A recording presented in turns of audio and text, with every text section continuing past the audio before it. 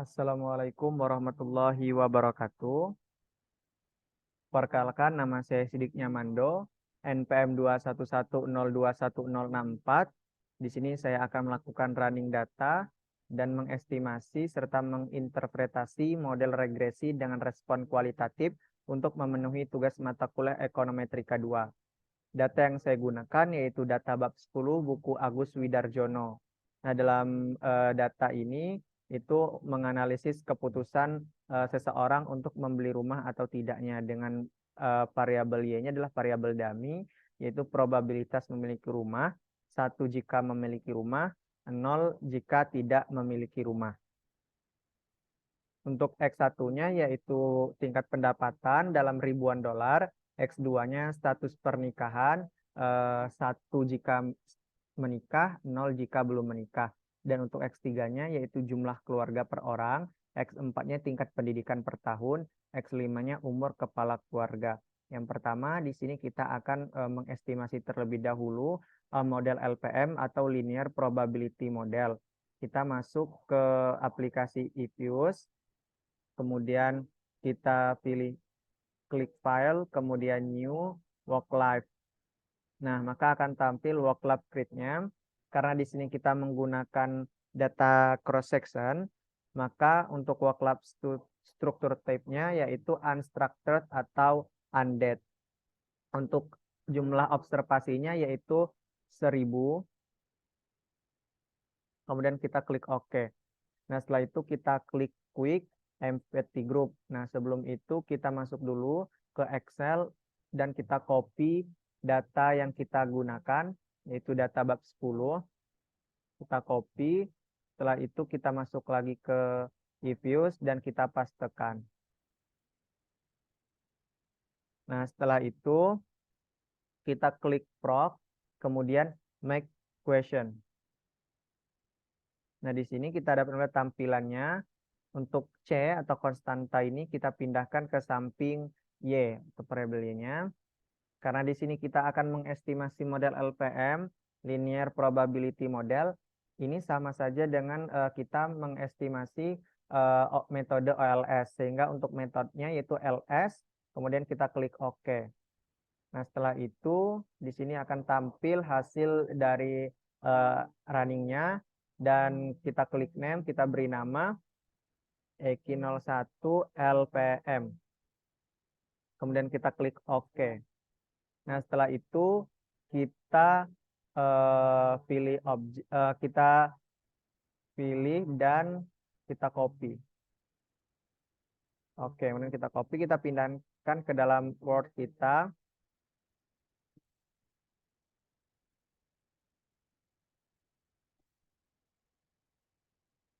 Nah, ini hasil dari running datanya. Di sini kita dapat melihat untuk koefisien dari masing-masing variabel. Namun sebelum itu, model LPM ini merupakan model yang mengasumsikan bahwasanya probabilitas ini bersifat linier terhadap variabel penjelas. Nah, misalnya di sini kita akan menganalisis keputusan sebuah keluarga untuk membeli rumah atau tidak. Nah, di sini dari hasil running data tadi kita dapat melihat untuk koefisien konstantanya sebesar minus 0,354927, X1-nya 0,000705, dan X2-nya 0,226339, X3-nya 0,013897, X4-nya 0,023320, X5-nya 0,009905. Dan di sini juga kita dapat melihat nilai probabilitas masing-masing variabel. Untuk variabel X1, X2, X4, dan X5, ini nilai probabilitasnya kurang dari 5%, yang artinya memiliki hubungan positif dan signifikan karena kurang dari 5%. Sedangkan kalau variabel X3 yaitu jumlah anggota keluarga, ini nilai probabilitasnya sebesar 0,2368, yang artinya variabel X3 atau jumlah anggota keluarga ini memiliki hubungan yang positif tetapi tidak signifikan karena nilai probabilitasnya lebih dari 5%. Nah, di sini kita akan menginterpretasikan model LPM. Nah, di sini kita sudah ketahui persamaannya Y sama dengan minus 0,354927, plus 0,000705x1 plus 0,226339x2 plus 0,01389x3 plus 0,023320x4 plus 0,00905x5. Kemudian interpretasinya yaitu besarnya konstanta sebesar minus 0,354927 ini menunjukkan besarnya probabilitas memiliki rumah ketika seluruh variabel bebas adalah 0. Nah, karena nilai probabilitas tidak pernah negatif, sedangkan di sini konstantanya negatif, maka kita anggap saja nilainya adalah 0.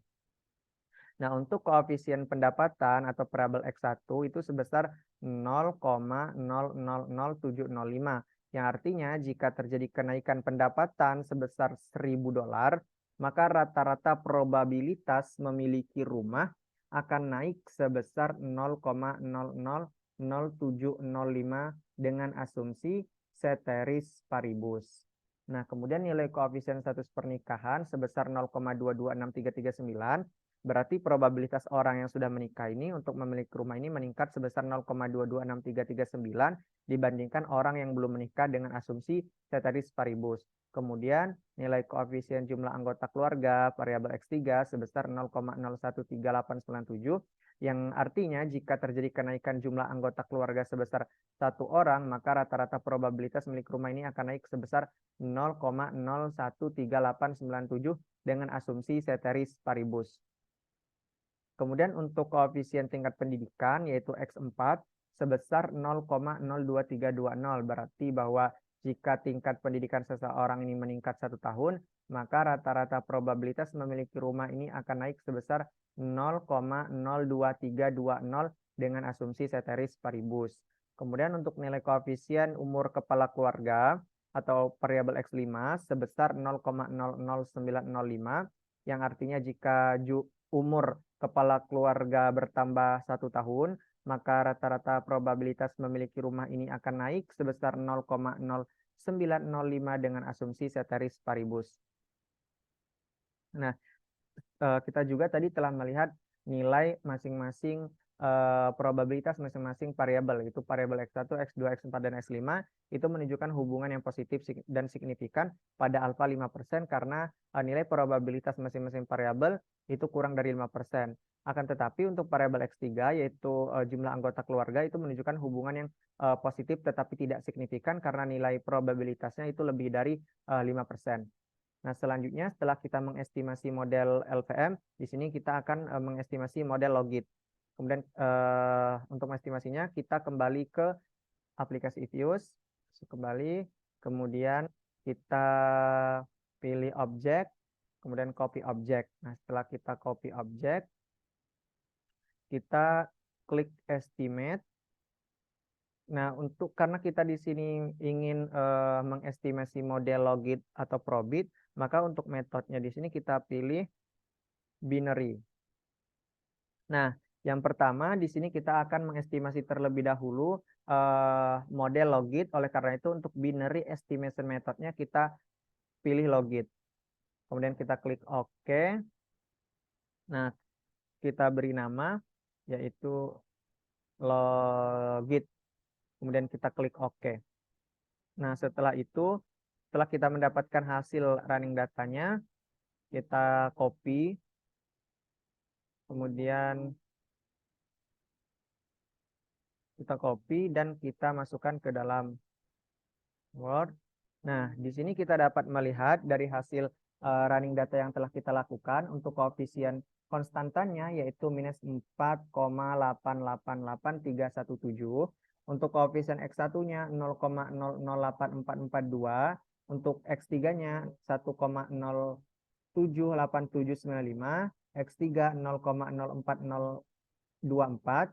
X4-nya 0,130895. X5-nya 0,055479. Di sini juga kita dapat melihat nilai probabilitas masing-masing variabel. Untuk variabel X1, X2, X4, X5, nilai probabilitasnya kurang dari 5%, yang artinya ini memiliki hubungan yang positif dan signifikan karena alfanya kurang dari 5%. Sedangkan untuk variabel X3, yaitu jumlah anggota keluarga, nilai probabilitasnya ini lebih dari 5%, yaitu sebesar 0,5151, yang artinya memiliki hubungan positif tetapi tidak signifikan. Kemudian kita akan menginterpretasikan model logit ini dengan persamaan Z sama dengan minus 4,88317 plus 0,008444X1 plus 1,07879 X2 plus 0,046024X3 plus 0,130895X4 plus 0,05479X5. Nah, perlu diingat bahwasanya model logit ini sama dengan Z sama dengan ln pi per 1 min pi. Nah, kemudian kita interpretasikan untuk konstantanya ini tidak dapat diinterpretasikan karena tidak memiliki arti. Untuk koefisien regresi parsial variabel pendapatan X1 itu sama dengan 0,00844, ini tidak dapat diinterpretasikan secara langsung karena harus diantilenkan terlebih dahulu. Nah, diperoleh antilen dari variabel X1 itu koefisiennya 0,008422 adalah sebesar 1,00845 yang menyatakan bahwa setiap kenaikan pendapatan sebesar $1.000, maka probabilitas kita untuk membeli rumah ini akan naik sebesar 1,00845 atau sekitar 0,84% dengan asumsi ceteris paribus. Untuk koefisien regresi parsial status menikah atau variabel X2 itu sebesar 1,07879. Nah, ini sama saja seperti sebelumnya, tidak dapat diinterpretasikan. Kita harus terlebih dahulu mencari antilen dari nilai atau koefisien variabel X2. Sehingga diperoleh antilen dari variabel X2 yaitu 1,07879 adalah sebesar 2,941 yang menyatakan bahwa probabilitas orang yang sudah menikah untuk memiliki rumah ini meningkat sebesar 2,941 atau sekitar 1,94% dibandingkan orang yang belum menikah. Nah, kemudian untuk koefisien regresi parsial variabel jumlah anggota keluarga itu sebesar 0,046024. Ini tidak dapat diinterpretasikan secara langsung dan kita harus mencari terlebih dahulu nilai antilen dari variabel X3 sehingga didapat nilai antilen dari koefisien X3 yaitu 0,046024 yaitu sebesar 1,0470. Nah, jadi setiap kenaikan satu orang jumlah anggota keluarga, maka probabilitas seseorang ini membeli rumah akan naik sebesar 1,0470 atau sekitar 4,7% dengan asumsi ceteris paribus. Kemudian untuk koefisien regresi parsial variabel tingkat pendidikan X4 itu sebesar 0,130895. Nah, ini sama seperti sebelumnya, variabel-variabel lain juga, ini tidak dapat diinterpretasikan secara langsung karena kita harus mencari terlebih dahulu nilai antilen dari X4 ini. Sehingga diperoleh nilai antilen dari X4 sama dengan 0,130895 adalah 1,1398 yang menyatakan bahwa jika tingkat pendidikan ini meningkat 1 tahun, maka probabilitas membeli rumah akan naik sebesar 1,1398 atau sekitar 14% dengan asumsi ceteris paribus. Kemudian yang terakhir adalah koefisien regresi parsial variabel X5 yaitu umur kepala keluarga itu sebesar 0,05479. Ini tidak dapat langsung kita interpretasikan, kita harus mencari terlebih dahulu nilai antilen dari X5 sama dengan 0,05479 adalah 1,0570 yang menyatakan bahwa jika umur kepala keluarga bertambah 1 tahun, maka probabilitas membeli rumah ini akan naik sebesar 1,0570 atau sekitar 5,7% dengan asumsi ceteris paribus. Nah, di sini kita telah melihat juga variabel X1, X2, X4, dan X5-nya itu memiliki nilai probabilitas yang kurang dari 5%, yang artinya variabel X1, X2, X4, dan X5 itu menunjukkan hubungan yang positif dan signifikan. Sedangkan untuk variabel X3, yaitu jumlah anggota keluarga, menunjukkan hubungan yang positif tetapi tidak signifikan karena nilai probabilitasnya lebih dari 5%. Nah, selanjutnya kita akan mengestimasi model probit. Nah, model probit ini adalah model respon kualitatif yang didasarkan pada fungsi probabilitas distribusi normal. Nah, sebelum itu Di sini kita akan masuk dulu ke if use, kemudian kita klik objek, copy objek. Setelah itu kita klik estimate, karena di sini kita ingin mengestimasi model Probit, maka untuk binary estimation methodnya kita pilih Probit. Kemudian kita klik OK. Nah, setelah didapat hasilnya, kemudian kita copy. Oke, kita pindahkan. Nah, di sini kita dapat melihat hasil estimasinya untuk model Probit. Untuk koefisien konstantanya minus 2,806179, X1 0,003995, X2 0,661370, X3 0,037637, X4 0,076354, X5 0,031372. Dan untuk masing-masing nilai probabilitasnya untuk X1, X2, X4, X5 ini kita dapat melihat kurang dari 5%, yang artinya memiliki hubungan yang positif dan signifikan. Sedangkan untuk variabel X3 yaitu jumlah anggota keluarga, nilai probabilitasnya itu 0,3596 yang ini lebih dari 5%, sehingga variabel X3 yaitu jumlah anggota keluarga ini memiliki hubungan yang positif tetapi tidak signifikan karena nilai probabilitasnya lebih dari alfa sama dengan 5%. Kemudian kita akan menginterpretasikan model Probit ini. Kita dapat melihat persamaannya, yaitu untuk konstantanya kita masukkan minus 2,86179 ditambah 0,003995 ditambah 0,661370 ditambah 0,037637 ditambah 0,07635354 ditambah 0,031372. Nah, untuk interpretasinya, nilai koefisien dalam model Probit ini tidak dapat kita interpretasikan secara langsung, melainkan dengan menghitung perubahan nilai probabilitasnya atau marginal effect-nya.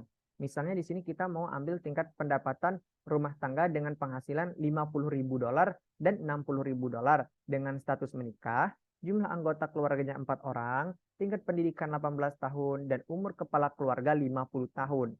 Nah, nilai probabilitas jika pendapatan rumah tangganya itu meningkat dari 50.000 menjadi 60.000, yaitu masing-masing sebagai berikut.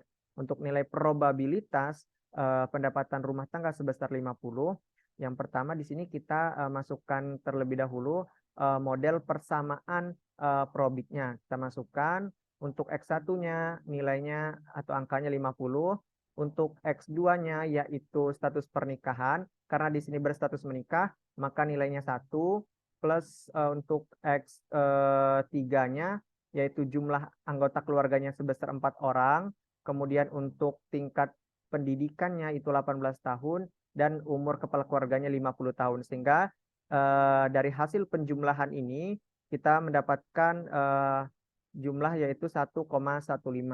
Nah, 1,15 ini kemudian kita lihat di tabel Z atau tabel distribusi normal, sehingga nilainya kita dapat 0,3749.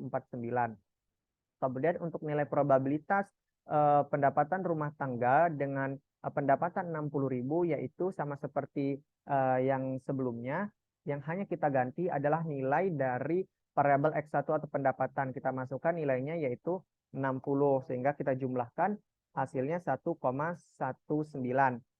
Nah, 1,19 ini kita lihat di tabel distribusi normal.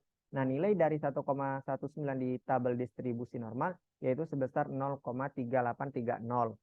Nah, jadi jika terjadi kenaikan pendapatan $50.000 menjadi $60.000 dengan status menikah, jumlah anggota keluarganya 4 orang, tingkat pendidikannya 18 tahun, dan umur kepala keluarganya 50 tahun, maka probabilitas memiliki rumah ini akan naik sebesar 0,081 atau 0,81%, yang artinya memiliki hubungan yang positif. Ketika pendapatan rumah tangga ini meningkat, maka seseorang probabilitas atau peluangnya untuk memiliki rumah juga akan meningkat. Kemudian untuk nilai koefisien model Probit ini tidak dapat kita interpretasikan juga secara langsung. Kita harus mencari terlebih dahulu nilai probabilitas atau nilai marginal effect-nya. Nah, misalnya di sini kita asumsikan untuk tingkat pendapatan rumah tangga itu dengan penghasilan $50.000, dengan statusnya itu telah menikah dan belum menikah, jumlah anggota keluarganya 4 orang, tingkat pendidikan 18 tahun, dan umur kepala keluarga 50 tahun. Nilai probabilitas jika berstatus telah menikah dan belum menikah masing-masing yaitu sebagai berikut. Sama seperti di atas tadi, kita tinggal memasukkan angka-angka saja yang telah kita informasikan ke dalam teks yang telah kita buat. Kita masukkan untuk nilai X1-nya yaitu pendapatan rumah tangga sebesar 50.000, maka kita masukkan 50. Dan di sini kita karena statusnya telah menikah, maka variabel dummy-nya itu kan 1 karena statusnya menikah, maka kita masukkan nilainya 1. Dan untuk X3-nya yaitu jumlah anggota keluarga itu 4 orang dan tingkat pendidikannya 18 tahun dan umur kepala keluarganya 50 tahun. Tinggal kita masukkan saja dan kita jumlahkan, maka didapat hasilnya adalah 1,15. Nah, 1,15 ini kita lihat di tabel distribusi normal berapa nilainya. Nah, ternyata nilai dari 1,15 di tabel distribusi normal atau tabel Z itu 0,3749. Kemudian untuk nilai probabilitas jika statusnya ini belum menikah, sama seperti tadi, yang membedakan hanya variabel X2-nya saja. Karena statusnya belum menikah, maka nilainya adalah 0. Sehingga setelah kita jumlahkan, hasilnya yaitu 0,49. 0,49 di tabel distribusi normal, nilainya adalah 0,1879. Nah, jadi jika pendapatan rumah tangga ini $50.000, dengan statusnya belum menikah, jumlah anggota keluarga 4 orang, tingkat pendidikannya 18 tahun, dan umur kepala keluarganya 50 tahun, maka probabilitas memiliki rumah ini akan turun 0,1870 atau turun sebesar 18,7% dibandingkan orang yang telah menikah. Kemudian nilai koefisien model Probit untuk selanjutnya, di sini kita asumsikan tingkat pendapatan rumah tangga dengan penghasilan $50.000 dengan statusnya itu menikah, jumlah anggota keluarga 4 orang dan 5 orang. Nah, di sini yang berbeda adalah di jumlah keluarganya. Di sini jumlah keluarganya meningkat, misalnya dari 4 orang menjadi 5 orang. Tingkat pendidikannya 18 tahun dan umur kepala keluarga 50 tahun. Nah, nilai probabilitas jika jumlah anggota keluarganya 4 dan 5 orang masing-masing yaitu seperti berikut. Nah, sama seperti tadi, kita masukkan saja persamaannya dan angka-angkanya ke dalam persamaan tersebut. Yang membedakan hanyalah di variabel X3-nya, yaitu jumlah anggota keluarganya. Di sini yang pertama kita akan melihat nilai probabilitas jika jumlah anggota keluarganya ada 4 orang. Sehingga setelah kita jumlahkan, nilainya yaitu 1,15. Nah, 1,15 ini kita lihat di tabel distribusi normal berapa nilainya, yaitu 0,3749. Nah, inilah nilai probabilitas jika jumlah anggota keluarganya 4 orang. Sedangkan kalau nilai probabilitasnya untuk jumlah anggota keluarga 5 orang, setelah kita jumlahkan, karena yang hanya membedakan hanyalah di variabel X3-nya, di sini jumlah anggota keluarganya 5, setelah kita jumlahkan menjadi 1,19.